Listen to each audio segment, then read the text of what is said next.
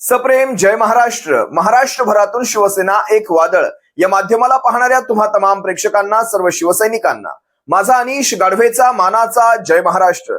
जर हे माध्यम आपण पहिल्यांदाच पाहत असाल, ताबडतोब या माध्यमाला सबस्क्राईब करा. महाराष्ट्रभर शिवसेनेच्या विचारांना पोहोचवणाऱ्या या माध्यमाला तुम्ही सर्वांनी मिळून मोठं करा, ही नम्र विनंती करतो. गेल्या काही दिवसांपूर्वी 6 खासदारांचा शिंदे गटामध्ये प्रवेश झाला, अधिकृत प्रवेश झाला, अशी घोषणा शिंदे गटातर्फे करण्यात आली. त्यांचं पत्रकही निघालं. ही सर्व पत्रकं सोशल मीडिया माध्यमांवर टाकण्यात आली. त्यांच्यातर्फे तशा प्रकारच्या पत्रकार परिषदा घेण्यात आल्या. हे सारे पुरावे, ती पत्रकं, त्यांच्या पत्रकार परिषदा, त्यांच्या मुख्य नेत्याची वक्तव्य आणि त्यानंतर 6 खासदारांचं शिवसेनेच्या व्हीपच्या विरोधात वागणं, हे सारे पुरावे भविष्यामध्ये यांच्या विरोधात वापरले जाणार आहेत. आता तुम्हाला एक सध्या घडलेली एक गोष्ट सांगतो, ज्यामुळे हे संबंध 6 खासदार आणि त्यांचे मुख्य नेते अजूनही टेन्शन मध्ये आहेत. झालंय कसं बघा. शिवसेनेने 2 दिवसांपूर्वी जी नोटीस या 6 खासदारांना बजावली, ती नोटीस संबंध कायद्याच्या अभ्यासानंतर बजावण्यात आली होती. भारतीय घटनेमध्ये या पक्षांतर बंदी विरोधात जी काही कलमं आहेत, ज्या काही तरतुदी आहेत, त्या सर्वांचा अभ्यास करून विशिष्ट वरिष्ठ वकिलांच्या मार्गदर्शनाखाली ही अशा प्रकारची ती नोटीस त्या सर्व 6 खासदारांना देण्यात आली. याचं कारण लक्षात घ्या. काही गोष्टी मागच्या वेळेस या राहून गेल्या होत्या. 16 गद्दारांच्या अपात्रतेच्या विषयी कोर्टामध्ये आपल्याकडनं काही कमी अधिक प्रमाणात गोष्टी राहून गेल्या होत्या, पण त्या साऱ्या चुका आपण यावेळेस दुरुस्त करतोय आणि योग्य वेळेत नियमांमध्ये बसून आपण या 6 खासदारांना एक नोटीस बजावली. त्याच्यामध्ये 6 मुद्दे आहेत. आपण सर्वांनी पाहिला, त्या दिवशी मी ती नोटीस वाचवून दाखवण्याचा प्रयत्न केला.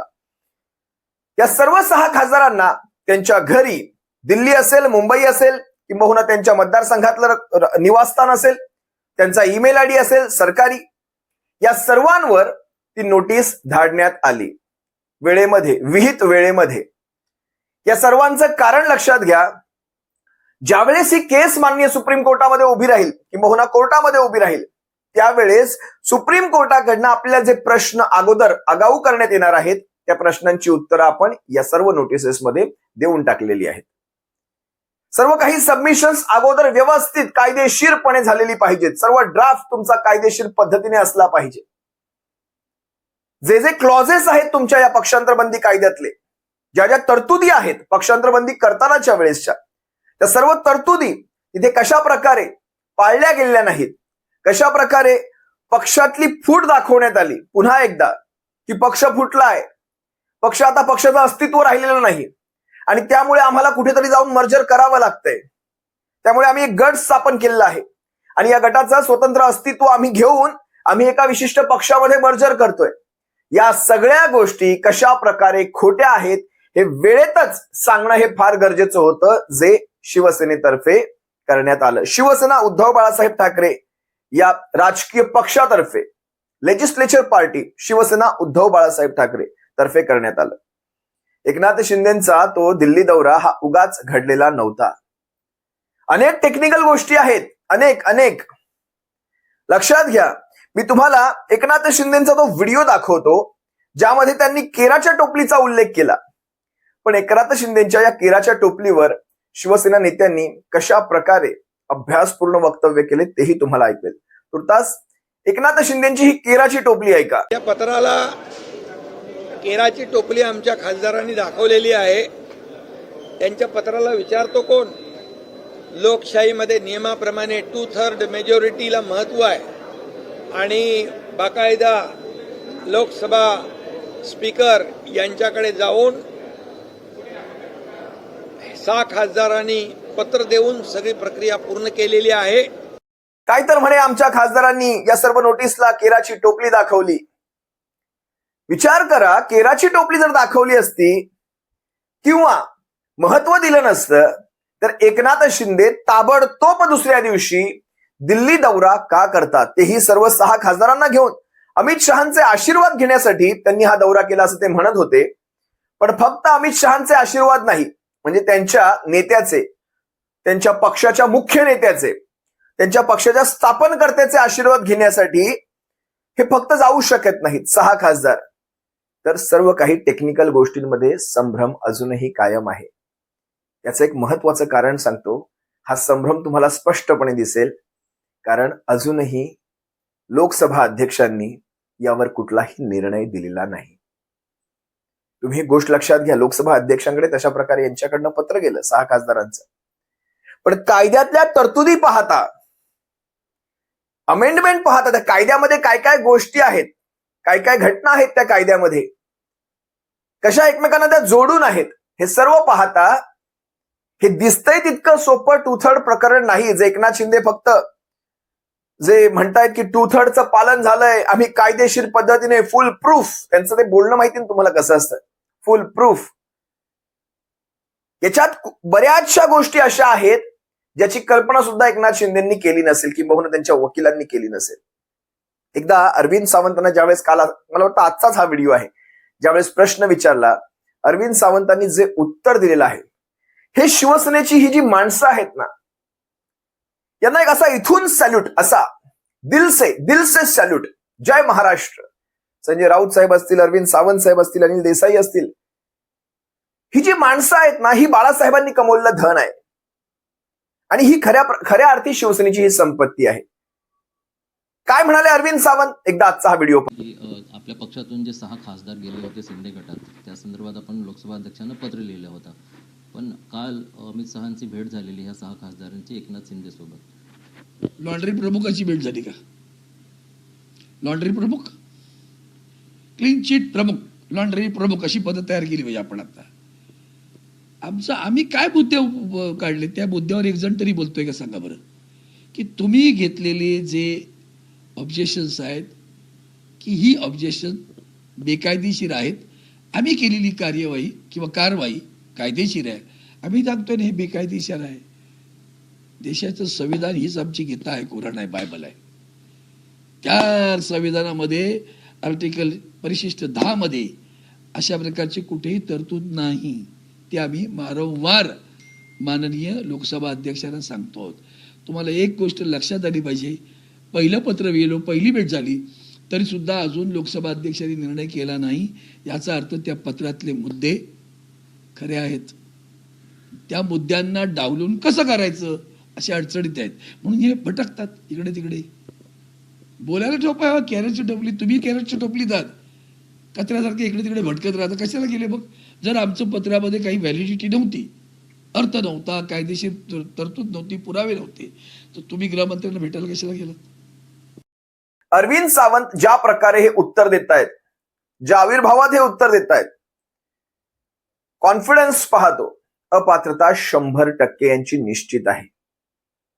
पक्षातली फूट दाखवता, पक्ष फुटलेला दाखवता, पक्षामध्ये आता काही अस्तित्व कुणाचं उरलेलं नाही, पक्षाचंच अस्तित्व उरलेलं नाही, अशा परिस्थितीत आम्ही ही पक्षांतर करतोय, अशी परिस्थिती दाखवणं म्हणजे तुम्ही देशाला फसवणं आहे, तुमच्या त्या मतदारांना फसवणं आहे, तुमच्या मतदारसंघांना फसवणं आहे, तुमच्या पक्षप्रमुखाला फसवणं आहे, तुमच्या पक्षाला फसवणं आहे, तुमच्या राज्याला फसवणं आहे, तुमच्या जनतेला फसवणं आहे. त्यांनी काय उल्लेख केला? लॉन्ड्री प्रमुख. ते लॉन्ड्री प्रमुखाला भेटायला गेले. आता तुम्हाला कालचं संजय राऊत साहेबांचं ते स्टेटमेंट चांगलंच आठवत असेल. म्हणजे अरविंद सावंत असतील, त्या मागच्या वेळेसचा व्हिडिओ आठवा त्यांचा, त्यांना कागदावर लिहून द्यायला सांगितलं, त्यांनी कागदावर लिहून दिलं. कुठेही मागे पुढे विचार करत नाहीत ते, की आता मीडिया समोर मी कागदावर लिहून देतोय, भविष्यात माझी काही गोची होते का? जेव्हा माणसं इथून सोबत असतात ना, त्यांना इथून विचार करावा लागत नाही. लक्षात घ्या. ते म्हणतायत या सर्वांची अपात्रता निश्चित आहे आणि जर आमच्या पत्राला काही महत्व नव्हतं तर मग ही कालची दिल्लीवारी अशीच घडलेली नाहीये. राजकारणातला सर्व मतितार्थ त्यांना कळतो, कुठे कधी टायमिंग कसे असतात.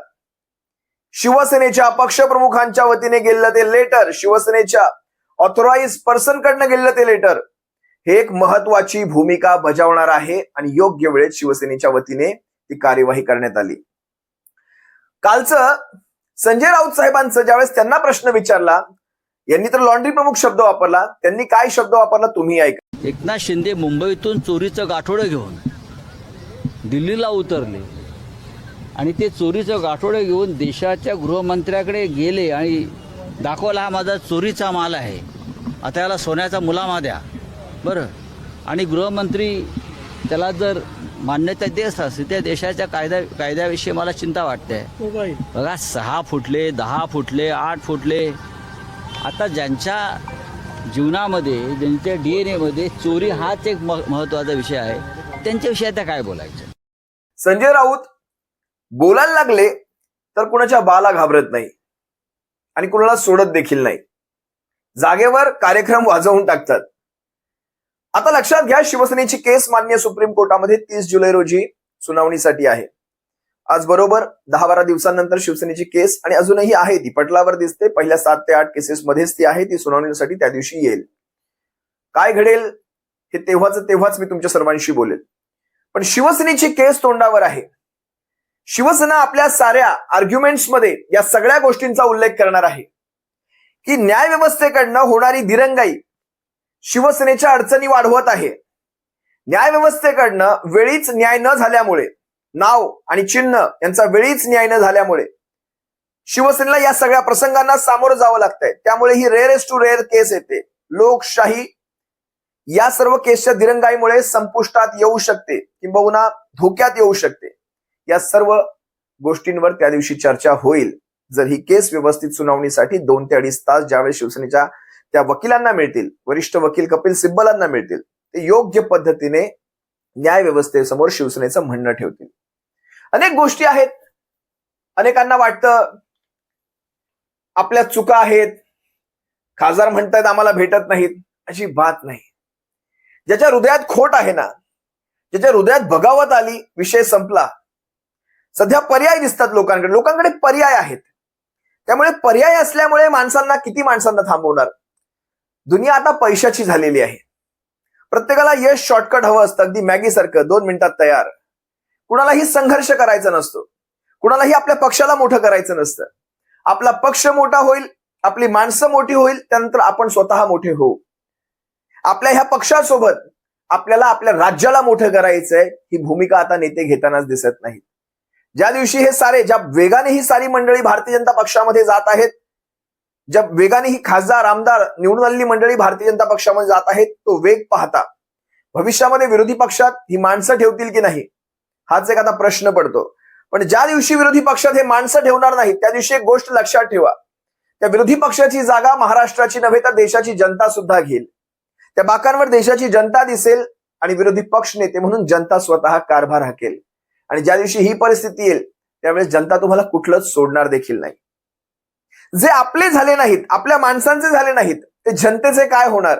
जे आपल्या ज्यांनी ह्या माणसांना घडवलं, त्या नेत्यांचे हे स्वतः झाले नाहीत, ते तुम्हा सर्वसामान्यांचे काय होणार.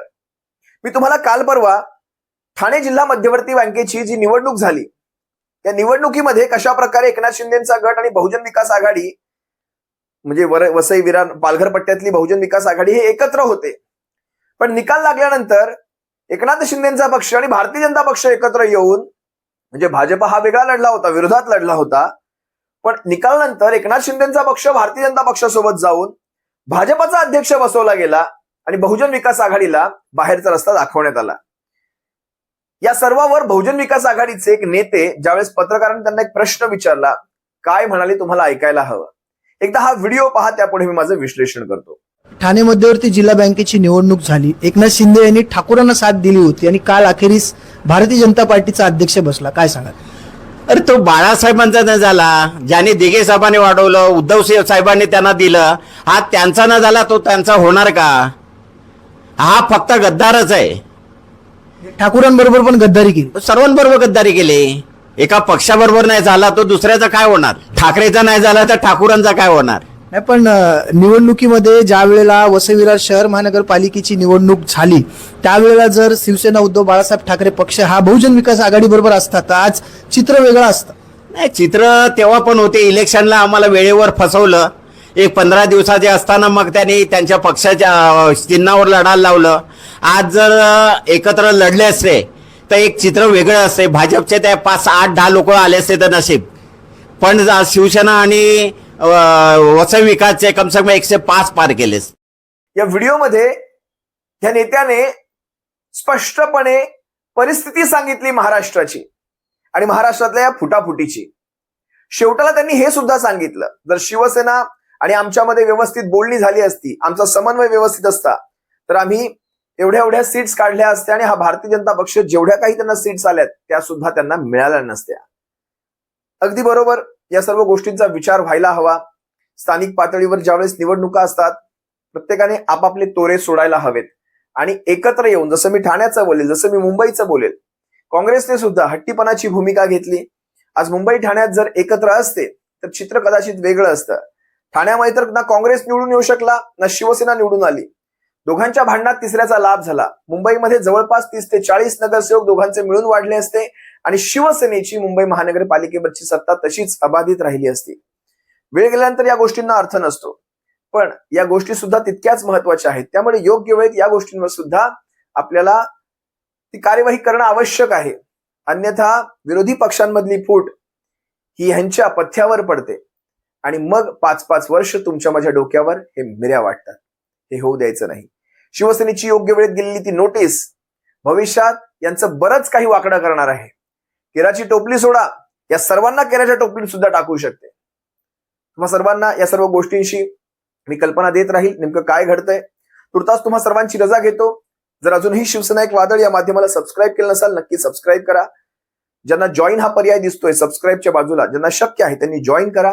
आणि ज्यांना शिवसेना एक वादळ या माध्यमाला सहकार्य करायचं असेल तर गुगल पे, फोन पे क्रमांक आहे 9987 70 34 18 9987 703418. हा गुगल पे क्रमांक आहे. आपण सहकार्य करू शकता. आपल्या सर्वांचे आभार मानतो. सप्रेम जय महाराष्ट्र.